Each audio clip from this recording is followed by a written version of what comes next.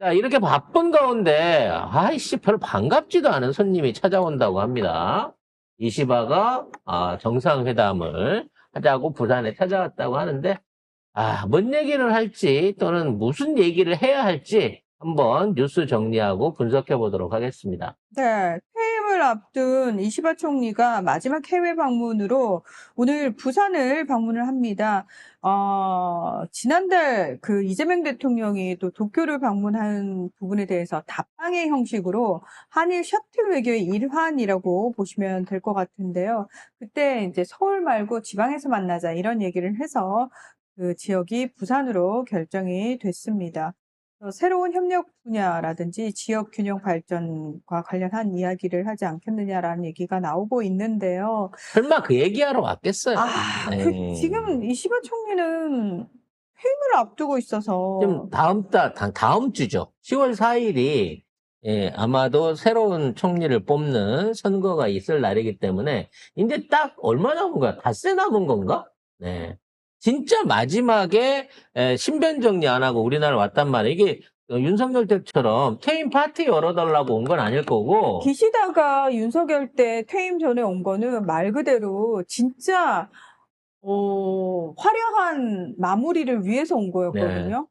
그래서 일본에서 안 해주니까 여기 와서 깔쌈하게 뜨거운 밤 탬버린 치면서 보내고 간 걸로 추측이 되는데, 이번에는 지금 당장의 일본의 여러 가지 현안 문제에 대한 얘기들을 뭔가 이재명 대통령에게 부탁하기 위해서 왔다. 즉 약자의 자세로 선물을 들고 왔을 가능성이 높다라는 생각이 듭니다. 뭐 아니면은 뭐 역사 관련해가지고 갑자기 이거는 퇴임 총리가 할 얘기는 아닐 거고. 아니 퇴임하니까 오히려 저 부담이 없잖아요. 아니죠. 아닌가? 오히려 이제 이 막판에 이런 얘기를 던지고 가면 양측 국가에 부담이 됩니다.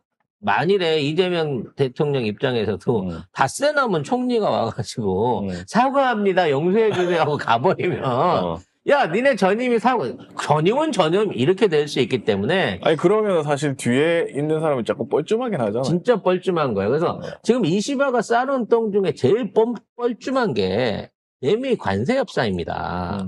벌써부터 불복 얘기가 나오기 시작하고 있어요. 그래서 이미 미국에는 뉴스가 이렇게 나옵니다. 트럼프의 9천억 수금이 난항에 빠졌다. 그러니까 일본의 5,500, 우리 3,500을 합쳐가지고 9천억을 땡겨 드릴 거라고 생각을 하고 있었는데, 이게 지금 난항에 빠졌다라는 얘기예요. 이건 뭐냐면 일본 내부에서도 한국이 버티니까 야, 우리는 왜 못 버텼어? 그리고 우리 제대로 협상한 거 맞아? 왜 트럭은 차가 아니라는 거야? 이런 얘기들이 나오고 있어요. 거기다가 또 트럼프가 또 하나 트럭보다 더 큰 거를 던졌어요. 개별 관세 선언을 했습니다. 이게 뭐냐면 품목별 관세 품목별 관세인데, 예를 들어 알루미늄에 대해서는 50% 관세가 그대로 유지가 된단 말이에요. 그렇죠. 그래서 일본 제품 안에 알루미늄이 들어있는 제품이면 알루미늄 들어있으면 50% 관세를 때리겠다는 거야. 그 말이 안 되잖아요. 아니, 말이 안 되는데 그게 트럼프의 법인 거야. 그래서 야, 내가 니네한테 전자제품 협상을 해줬는데 우리가 알루미늄은 50% 관세를 받아야 되잖아. 근데 니네 전자제품에 알루미늄 들었더라? 이거 품목에서 제외. 이렇게 가겠다는 거예요. 그러니까 이게 25%에서 15% 깎아준 효과가 전혀 없는 거지. 더 오르는 거 아니에요? 더더욱 놀라운 건 알루미늄으로 효과가 있으면 목재로 이거를 확대하겠다는 겁니다. 그러니까 일본이 미국에 수출하는 물건 중에 목재나 알루미늄이 들어가 있는 제품은 15% 그 관세 특혜를 못 받게 만들겠다라고 얘기를 하고 있는 거죠. 그걸 받으면서 5,500억을 내놓는다고요? 택도 없는 얘기예요. 근데 서명을 해버렸잖아요. 근데 서명을 했는데 얘는 그러니까 이게 지금 와서 이제 이거 음모론이에요. 음모론인데 애초에 이제 트럼프가 돈을 땡겨온다고 얘기를 다 했어. 유럽 놈들한테 먼저 한 6천억 땡기기로 했거든요. 이 새끼는 MOU도 허술한 데다가 내놓을 놈들이 아니에요. 거지거든요. 프랑스는 IMF 가게 생겼는데 지금 EU에서 뭔 재주로 6천억을 투자를 해주겠냐고. 그래서 이 서류를 듣고 일본을 등쳤어요. 일본한테 5,500억을 쓰라 그랬어. 그러면서 일본한테 야 내가 적극적으로 하겠니?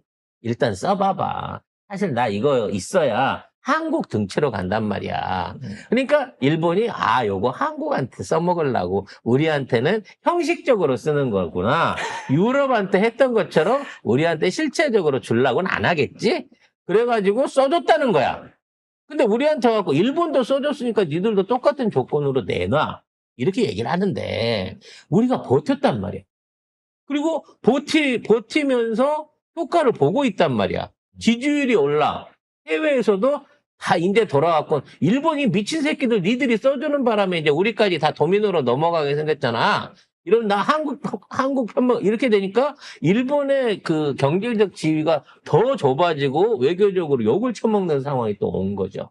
이렇게 되다 보니까 이미 일본 안에서 이제 펑쿨색자하고 그 나카이치 사나에. 이름 잘 모르니까 바보하고 미친년하고 지금 둘이서 지금 후보를 다투고 있는데 괜찮죠 여러분? 남의 나라인데 뭐. 자, 설마 다카이치가 듣지는 않을 테니까. 이 둘이가 지금 서로 경쟁을 하고 있는데 누가 될지 몰라요. 지금 이 상황에서 다카이치가 벌써 얘기 나왔어요. 재협상 하겠다고. 그리고 다카이치가 재협상 얘기를 던지니까 갑자기 지지율이 확 그쪽으로 올라가고 있는 거야. 그러니까 지금 이시바가 밀고 있는 펑쿨색자도 나도 재협상 한다고 해야 되나? 이걸 고민하고 있다는 거예요. 근데 만일 이게 돼버리면 미국은 일본한테도 못 받고 한국한테는 더더욱 못 받는 게 되는 겁니다. 내가 그랬잖아. 차라리 다카이치가 돼가지고 갑자기 극우의 본색을 확 드러나가지고 미국을 치는 거지. 에이씨, 미국 맞아라. 그러니까 문화나의 말을 들은 거죠. 내 말은 들은 거야. 또? 아니 이 이재명 방송은 안 대통령이 보는데? 들은 거지. 그래서 우리가 버티면 다카이치가 오겠구나 생각하고 버팀을 시작하다 보니까 추석 선물도 못 받은 주제에 뭘 자꾸 방송을 듣는데? 우리는 신승훈 같은 애국을 하는 거야. 무슨 말이에요? 보이지 않게 사랑할 거야. 어? 너무 쪽팔려 눈물 흘리지 마. 어? 우리가 뭐 언제 대접받으면서 내가 그거 시계 겁나 탐나긴 하지만 나 그거 27만 원 주고 내가 당근에서 사면 돼. 사지 마요, 당근에서. 당근에다 내다 파는 사람들 그거 사주면 안 됩니다. 그러니까 내가 소중하게 사갖고 여기다 걸어놓으려고. 아니, 하지 마. 왜 우리 이재명 대통령의 선물을 당근에 파는 거야?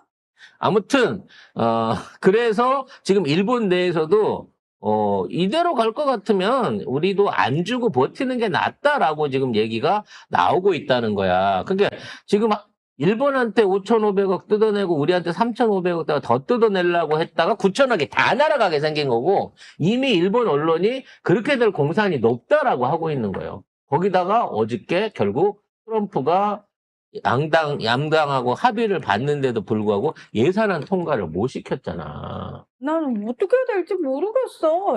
트럼프가. 난 방법은 모르겠어. 애들이 안 준다고 서로 다투니까, 어떻게 돈을 어떻게 해야 될지 모르겠네? 이미 1기 때 30일 넘게끔 그 연방정부를 셧다운 시킨 전력이 있어요. 근데 이번엔 그보다 더 심각하다고.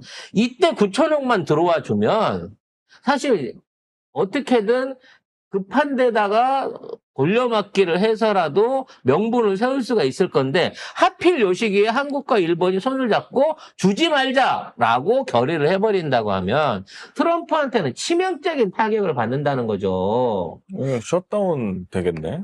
그렇죠. 내일이면 셧다운이에요. 내일부터 셧다운이에요. 헐? 내일부터 이제 모든 행정부 관련해갖고 국방부라든지 일부 연금 지급이라든지 이런 걸 제외하고는 셧다운이 됩니다. 미국은. 세상에 정부가 부도가 나요. 그러니까 트럼프가 만일 셧다운 시키면 필요 없는 연방 공무원들 다 잘라버린다고 지금 협박을 하고 있는데 잘리겠죠. 잘려면 잘라라 이러고 연방에서 잘린다고 나 지방에 일 없겠냐 이러고 지금 공무원들도 겁을 안 쳐먹고 있는 상황이란 말이지. 아니, 그러니까 어차피 이래도 잘리고 저래도 잘려요. 트럼프가 들어서가지고 지금 공무원들이 엄청나게 해고 당했잖아요. 그러니까 그냥 지금 남아있는 공무원들도 어차피 시간만 다를 뿐 이 미친 새끼가 우리도 언제 자를지 몰라. 이런 마인드라는 그런데다가 거죠. 조지 소로스 체포하라고 명령 내렸죠. 민주당이 주지사로 있는 지역에다가 연방군 보내갖고 거의 준계엄 사태 만들고 있죠. 이런 짓거리를 하고 있는 걸 보면, 이제 그쪽에 있는, 미국에 있는 정치인이나 뭐 연방 직원들도, 야, 트럼프를, 2년도 길다. 올해 안에 잘라야 된다. 탄핵시켜야 된다. 이런 논의를 할 수밖에 없게끔 만들 거란 말이에요. 그래서 결국은 이번에 와서 하는 거는 한국과 일본이 손발을 맞춰가지고 9천억을 주지 말고 버티자로 가는, 응? 이걸로 해갖고 뭔가 묘수를 틀라고 할 것이고, 이 묘수를 바탕으로 이시바는 미친년하고 바보 중에 어느 쪽을 당선을 시킬까 하는 쪽에 헤게머리를 질라고 하는 게 아닌가. 저는 개인적으로 그런 생각이 듭니다. 미친년이나 바보나 그 둘 중에 하나가 되잖아요. 그럼 일본도 진짜 골로 가는 거예요. 그러니까 골로 가는 건 확실한데 6개월 급행으로 가느냐 한 2년 완행으로 가느냐의 차이일 거예요. 저는 오히려 그나마 그래서 의원들이 야, 씨, 미친년도 안 되고 바보도 안 되지 않냐라고 해서 정신 차리면 하야시 요시마사라고 하는 지금 관방장관, 그러니까 이시바 내각의 이제 대변인격이거든요. 그 요시마사가 되면은 그나마 무난하게 갈 것이다. 그러려면 더더욱 이시바의 입김이 필요합니다. 당내 조직이 없는 이시바의 입김이 필요한데 이 하야시? 네, 하야시 요시마사. 이 하야시를 어떻게든 제3의 대안으로 내세워서 미국과 일본과의 관계를 해치지 않으면서 지금 있는 위기를 덜어가기 위해서는 결국은 이시바 입장에서도 한국의 도움이 절실하게 필요하다는 거예요. 바보든 미친년이 되면 이시바는 일본은 망한다라고 하는 생각을 갖고 있기 때문에 최소한 극악으로 가지 않기 위해서 한국의 도움을 필요로 한다는 거죠. 그럼 우리는 어떻게 해야 될까요? 우리는 우리대로의 자세를 가고 네가 그러면 내 뒤에 와서 엎드려 내 뒤로 줄 서 이러한 방향으로 해갖고 일본을 끌어들이는 거예요. 현재 일본은 협상이 끝났어. 협상을 파기하고 지키느냐 안 지키느냐의 상황에 있는 거기 때문에 선택지가 오로와 낫싱이야. 근데 우리는 굉장히 할 수 있는 여력들이나 시간이라든지 이 가지고 있는 카드들이 많잖아요. 그러니까 일본 입장에서도 지금 있는 5,500억 지불을 미루고 이제 보름도 안 남았어요. 다음 정부 들어오면 바로 현금으로 입금해야 돼. 트럼프가 지정한 계좌로. 이 보름도 안 남은 상황에서 여기에 대한 정치적 부담, 외교적 부담을 한국이랑 같이 헤쳐가 보겠다. 한국의 협상 상황을 보고 일본도 지급이라든지 먼저 이루어진 협약에 대한 파기를 고민해 보겠다라고 생각할 가능성이 높다. 그것 말고는 와서 파티 열어주세요. 광안리 가서 회 한 사람 먹어요. 라는 마음으로 오지는 않았을 거라고 본다는 거죠. 하야시가 뭐 급부상하고 있다는 뭐 기사도 있네요. 왜냐면 보기에 너무 미친놈이고 너무 바보거든. 응? 그러다 보니까 얘네들도 야 이건 해도 아닌 것 같은데 라는 생각이 드는 거예요. 그리고 만일에 이대로 한국이 버티기에 들어가고 이시바가 속아갖고 사인한 거지. 네가 써주면 니들한테 강력하게 요구하진 않을 거야. 한국 끌어들이려고 그러는 거니까 일단 좀 쓰고 가봐. 여기에 속아갖고 한 거라고 치면 자칫하면 일본이 이시바가 일본을 옛날에 프라자 협정해갖고 30년 불황에 처박은 것보다 더 큰 위험을 만들 수 있다는 거예요. 그리고 중요한 건 이건 빌려주는 돈이 아니잖아. 투자잖아. 트럼프가 그 돈 받아가지고 갑자기 알래스카 유전에 투자한다고 그 5,500을 거기에 다 쏟아 부어갖고 망해버리면 어떡할 거야. 그냥 5,500억 달러가 세상에 없어지는 거예요. 트럼프는 그게 하고 싶어가지고 일본한테 내 맘대로 써도 되는 돈 5,500억을 투자해달라고 요구한 겁니다. 그래 놓고 트럭은 차가 아니야. 뭐 트럭은 과학이야? 알루미늄이 들어가면 해당이 안 돼. 그리고 나중에 목재 들어가 있는 것도 해당이 안 될 거야. 아니 그럼 뭐 어떻게 만들으라는 얘기야. 전자제품을 다 쇠로 해? 아니면 나무를 다 빼고 다 플라스틱으로만 할까? 영화도 이렇게 하는데. 아, 영화 이 관세도 얘기도 있어. 있어요. 어. 영화도 100% 관세를 매긴데 이 얘기는 미국 영화 말고 외국 영화는 들어오지 말라는 얘기거든. 왜냐면 지금 미국 내에 있는 애니메이션 회사들이 이제 유럽으로 나가려고 이전을 하려고 하고 있잖아. 픽사를 비롯해갖고 이 주요 그 미국 내에서 컨텐츠를 제작하는 사람들이 이제 미국 인건비에 학이 떨린 거야. 작가란 것들은 10년 넘도록 계속 파업을 하고 있지. 스튜디오라고 하면 비싸기 짝이 없지. CG는 개떡같이 그리면서, 돈만 올라가 있지. 이 배우들은 2천만 달러 준다고 안 하면 출연도 안 하지. 그러니까, 야, 이럴 바에는 나가자. 외국으로 나가자라고 해갖고, 미국 안에 있는 콘텐츠 회사들이 나가려고 그래요. 디즈니가 스스로 나가려고 할 정도인데. 그러니까, 니들 나가면 나중에 관세 100% 때려. 그럼 미국에는 시장 못 보는 거야. 이러고 오는 거예요. 내가 보기엔 넷플릭스도 조만간 옮깁니다, 이제. 트럼프 이따위로 나가면 나가야 돼요. 넷플릭스 본사 한국 오는 거 아니야? 바람직하죠. 네, 한국 와야지. 한국 오면 좋은 데다 땅 떼드릴 때 많으니까 한번 고려해 보시기 바라겠고요. 아무튼 트럼프의 이 강성 일변도의 정책이 1기 때는 먹혔을지 모르지만 지금 2기 때는 오히려 미국을 고립시키고 미국 경제를 사실상 마비시켜가고 있어요. 지금 우리나라에도 반도체 관세 100%, 의료 관세 100% 때린다고 했잖아. 우리나라 기업들 하나도 걱정 안 해요. 오히려 삼성 같은 입장에 잘 됐네 뭐 이게 가격 올리지 뭐 아쉬우면 관세 내고 사다 쓰든지 말든지 이러고 있는 거고 의료업계도 이미 미국 안에 들어가 있기 때문에 생산 공장도 옮긴 업체들이 많단 말이에요. 2년 전부터 준비를 했단 말이야 들어가려고. 그래서 그 수출되는 업체 말고도 그러니까 미국 안에서 생산할 수 있는 설비 갖고 있는 업체들이 있고, 나중에 그런 업체들을 통해가지고 다른 제약회사들, 제품들도, 현지에서 ODM 생산할 수 있기 때문에 아무런 걱정을 안 해요, 한국 기업들은. 오히려 지들이 더 몸이 달아있는 거지. 그리고 어제 기사를 보면 무역협회에서 이런 걸 발표를 했습니다.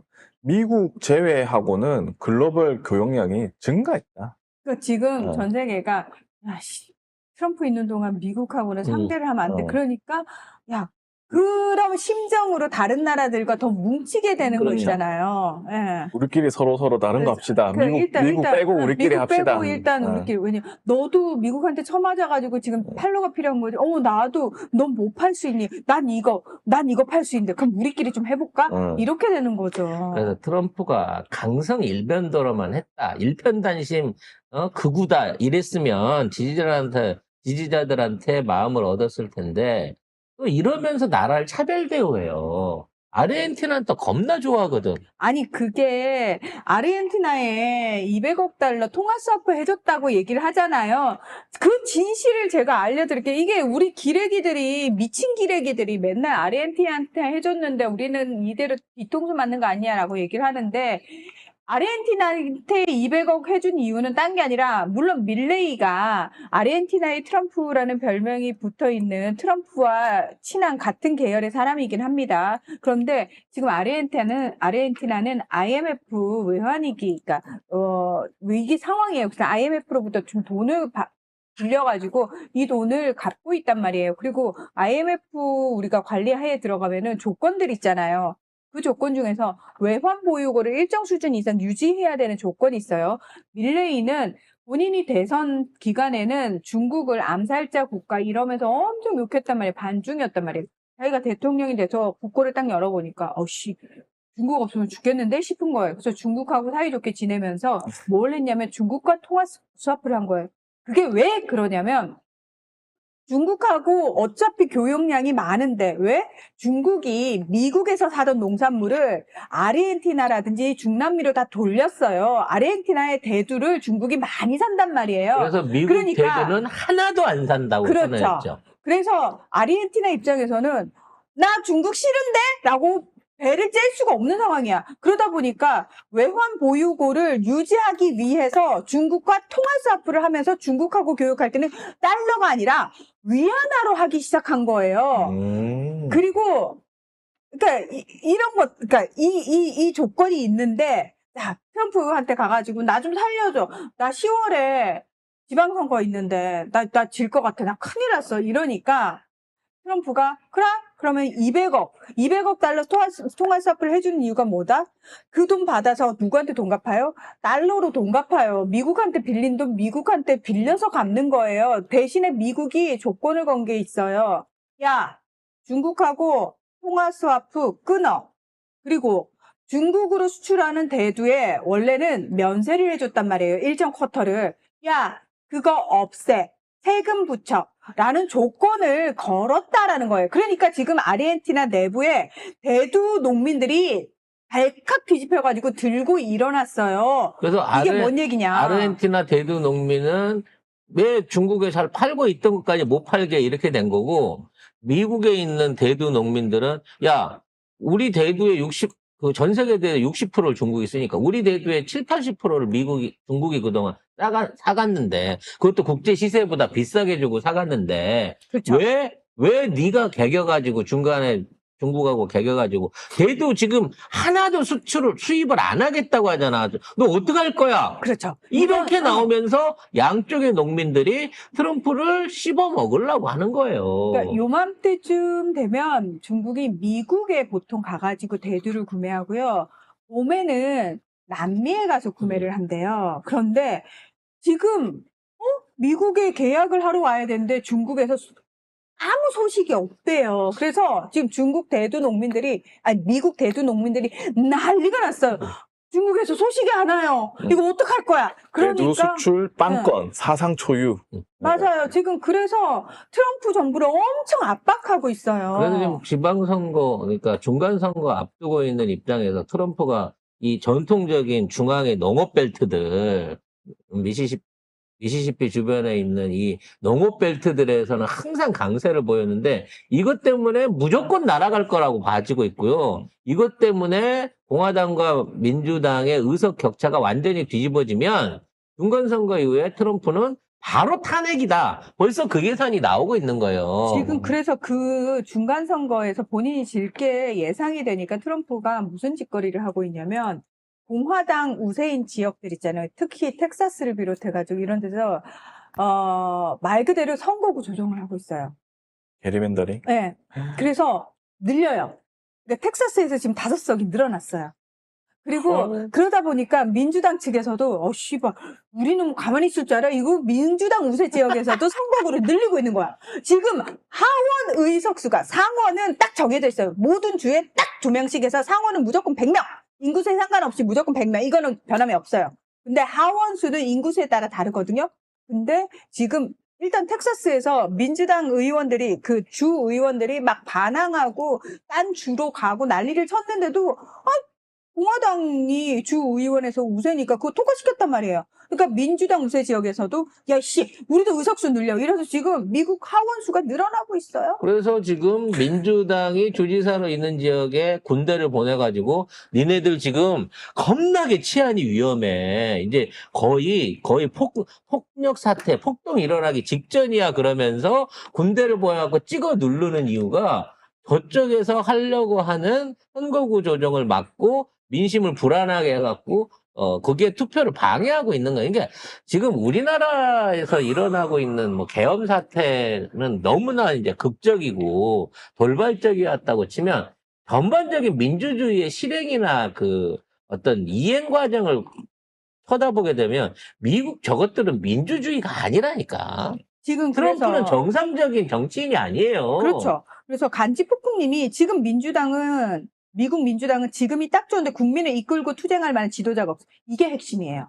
이게 핵심이에요. 민주당이 맛이 간 지가 오래됐어요. 그러니까 바이든 같은 게 대통령이 되고 해리스 같은 게 후보가 되는 거예요. 그러면 거기에 게빈 뉴섬이라든지 캘리포니아 주지사 하는 그 뭐 차기 민주당 뭐 1도 그러니까 쓸만한 애들이 한 명도 없는데 그나마 민주당 내에서 입김이 가장 센 사람이 오바마 전 대통령인데 트럼프가 지금 오바마를 엄청 공격하고 있어요. 그래서 오바마 건수만 걸리면 저 새끼 잡아 쳐넣을 거라고 지금 벼르고 있어요. 그래서 미국 민주당은 지금 아직도 정신을 못 차렸을 뿐만 아니라 말 그대로 미국 민주당에게는 이재명이 없어요. 그게 미국 민주당의 비극입니다. 그러니까 뭐 이민자 금지하고 내쫓는 정책 이런 것들이 어찌 보면 일자리 정책이나 뭐 미국민들을 위한 보호주의 정책 같으면 사실상의 민주당 표를 없애는 거예요, 트럼프가. 그렇죠.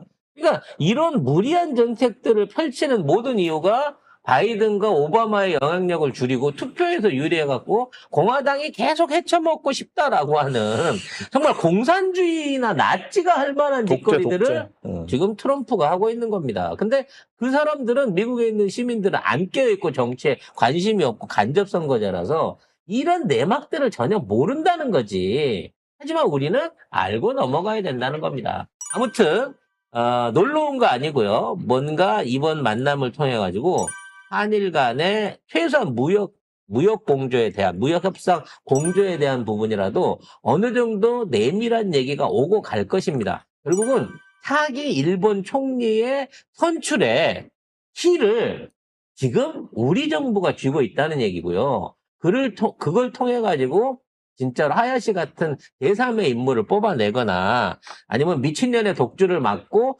그나마 바보한테 이게 넘어가는 중간 단계를 거치게 된다고 치면 걔는 무조건 빚이 있는 이재명 정부가 대한민국에 엎드릴 수밖에 없는 어떤 카드를 이번에 획득해야 된다라고 이해를 하시면 될 것 같습니다. 이 집안한테 정보를 좀 캐내야 돼.